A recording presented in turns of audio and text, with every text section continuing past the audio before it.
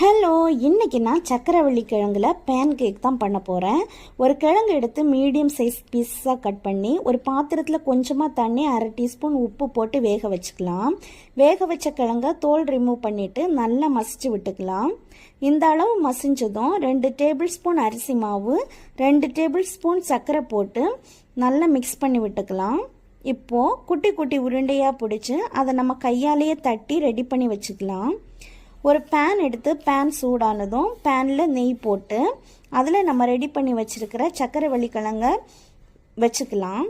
அது மேலவே கீ போட்டு ஃப்ரை பண்ணிக்கலாம். ஒரு பக்கம் ஃப்ரை ஆனதும் திருப்பி போட்டு அடுத்த பக்கத்தையும் ஃப்ரை பண்ணிக்கலாம். இப்போது ஹெல்த்தியான பேன் கேக் ரெடி ஆயிடுச்சு. சக்கரவள்ளி கிழங்கு குழந்தைங்களுக்கு ரொம்ப ரொம்ப நல்லது. ஸ்கூல் ஸ்நாக்ஸ் பாக்ஸுக்கு இந்த மாதிரி செஞ்சு கொடுத்தா பாக்ஸ் கண்டிப்பாக காலியாக தான் வரும்.